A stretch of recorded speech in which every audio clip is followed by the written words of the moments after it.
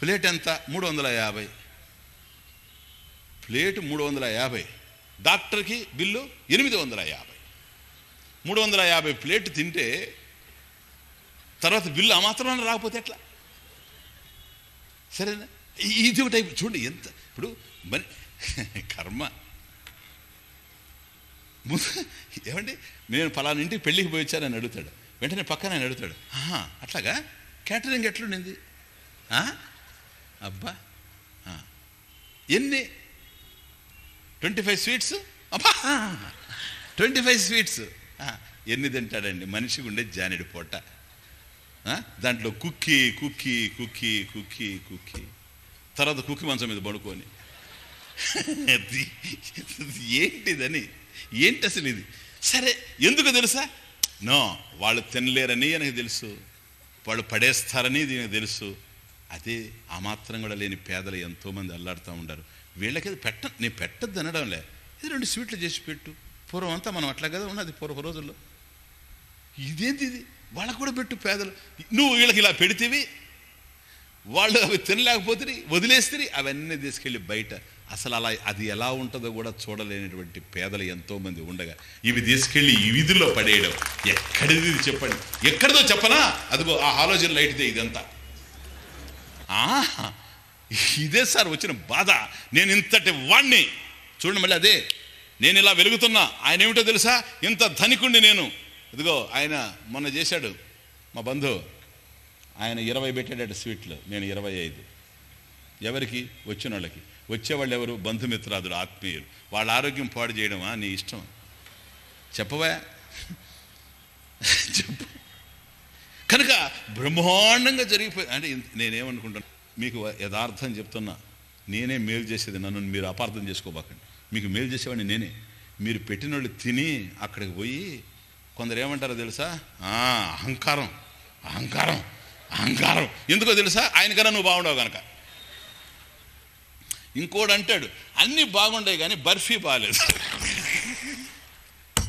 మరొకడు ఏది బాగలేదు నువ్వు 50 పెట్టు, బాగలేని దాన్నే వాడు దారంతా చెప్పుకుంటా పోతాడు. మళ్ళీ నీకు ఎవడైనా వచ్చి కనుక బావుమరిది నీతో చెప్పాడు అనుకోండి, ఇట్లా అంటున్నారు వాళ్ళని, నీకు అనిపిస్తుంది ఇంత పెట్టి ఇట్లా అయ్యాని, ఇంత పెట్టి ఇట్లా అయ్యాని. ఆ స్వామీజీ మాట వినుంటే పోయి ఉండేది. ఎందుకు వచ్చిన బాధ? డబ్బుకు డబ్బు పోయే. అర్థమవుతుందా? అంటే మధ్యలో ఒక 3-4 నిమిషాలు నేను దీన్ని వేస్ట్ చేశానని నేను అనుకోవడం లేదు. ఇది చాలా ఇంపార్టెంట్ థింగ్ ఈ సొసైటీలో నేను అనుకుంటూ ఉన్నా. సామాజిక స్పృహతో ఆ మాట 2-3 నిమిషాలు నేను తీసుకున్నా. Don't think otherwise please. ఎందుకంటున్నానంటే నిశ్చితార్థం జరుగుతూ ఉంటే బ్రహ్మాండంగా జరిగింది నిశ్చితార్థం. అందరూ వెళ్ళిపోయారు.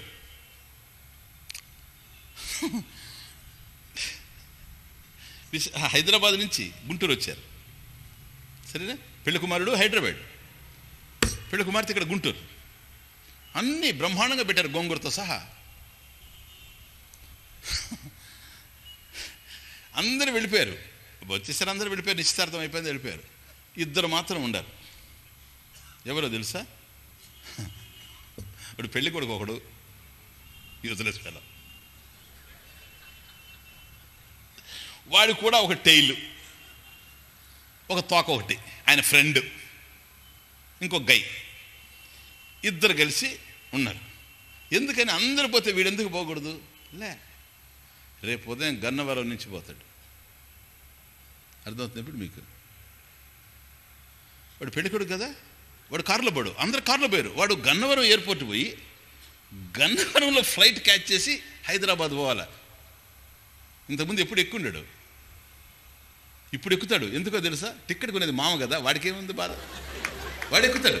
నేను ఫ్లైట్ అయినా పోతాను, నేను ఇక్కడి నుంచి ఎక్కడ రోడ్లు బాగాలేదు, బాగాలేదు, ఈ బాగాలేదు అంటాడు. ఏ దినకా సుల్తాన్, ఏ అల్లుడైనా అంతే. మీకు తెలుసు కదా, నేను చెప్పాలేంటి. ఆ రోజు అల్లుడిని మామ అల్లుడు దగ్గితే సార్, అల్లుడు గారు మీరు దగ్గుతున్నారు, అల్లుడు గారు మీరు దగ్గుతున్నారు. రేపు వాడు పడిపోయినా కూడా పోనీలేరు. ఇది సార్ ప్రపంచం. అర్థమవుతుందే? ముందే తెలుసుకుంటే మంచిది.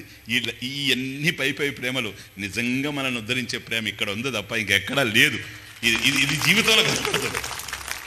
వాడు రేపు ఉదయం పోవడానికి ఇంట్లోనే ఉండాడు.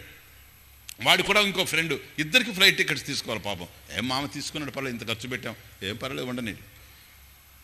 ఇలాగా ఆ మామగారు అత్తగారు ఇద్దరు కలిసి అమ్మాయిని పిలిచి, అమ్మాయి మేము కాస్త మార్కెట్కి వెళ్ళి వస్తాం, కొంత పర్చేజెస్ ఉన్నాయి, అవన్నీ చూసుకొని వస్తాం, నువ్వు కాస్త జాగ్రత్తగా ఉండాలి. వీళ్ళిద్దరు ఉండారు, అమ్మాయి ఉంది, ఆ అమ్మాయి కూడా ఇంకొక ఆమె తోక, ఆమె ఫ్రెండ్ ఆమె ఉంది, వీళ్ళిద్దరు లోపల ఉన్నారు, వీళ్ళు ఉన్నారు. వాళ్ళు వెళ్ళారు, అన్నీ కొనుక్కొని వచ్చారు. కొనుక్కొని వచ్చిన తర్వాత అమ్మాయి దగ్గరికి వచ్చి, అమ్మాయి అన్ని లోపలంతా దించారు. లోపల పెట్టిన తర్వాత, అమ్మాయి చూడు ఈ పట్టు చీర నీకు ఎట్లా ఉంది, బాగుందే, ఇది ఎట్లా ఉంది, అది ఎట్లా ఉంది, ఇదిగో అల్లుడికి సఫారీ, ఇంక దీని మీద ఆయన రేపటి నుంచి సవారీ, కమాన్ చూడు ఎట్లా ఉండదు చూడు. అమ్మాయి ఏం ఎక్స్ప్రెషన్ లేదు, అలా చూస్తుంది. ఏమిటే బాగాలేదా, పోనీలే ఇంకోటి తెస్తాం, దానిదేముంది, బాగా నాన్న బాగలేదు బాగుంది కాదు, నీకు ఒక మాట చెప్పాలి, నావన్నీ బాగున్నాయి, అవి రిటర్న్ చేసేయండి అతనికి. ఎవరి కాబోయే భర్తవి, అల్లుడివి. ఎందుకనే ఈ పెళ్ళి నేను చేసుకోదలుచుకోలేదు.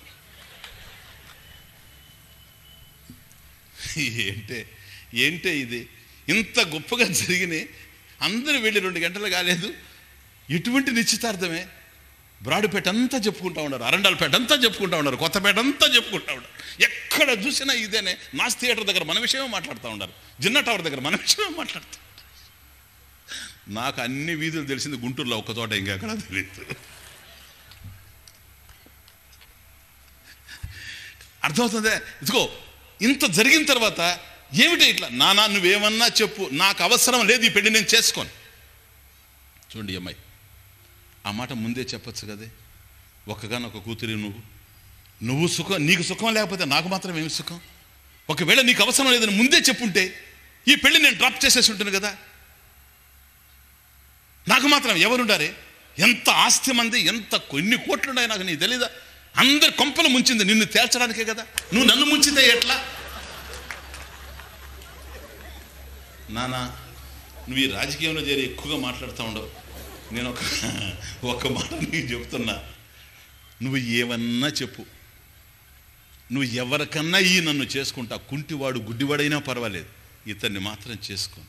అప్పుడు లోపల తీసుకెళ్ళి అమ్మాయిని రూమ్లో కూర్చో, అసలు ఏం జరిగిందే, మేము బజార్కి వెళ్ళి వచ్చాం అంతే కదా, మధ్యాహ్నం ఒప్పుకున్నాను నాన్న, ఇప్పుడు ఏమైంది, ఇప్పుడు తెలిసింది నాకు విషయం. ఏం తెలిసిందే నానా, నువ్వు గుడ్డివాడికి కుంటివాడికి నేను చేసుకుంటాను, అతన్ని మాత్రం ఎట్టి పరిస్థితుల్లో ప్రాణమైన వదిలేస్తాను కానీ అతన్ని చేసుకోను. కారణం ఏంటి, అతను నాస్తికుడు.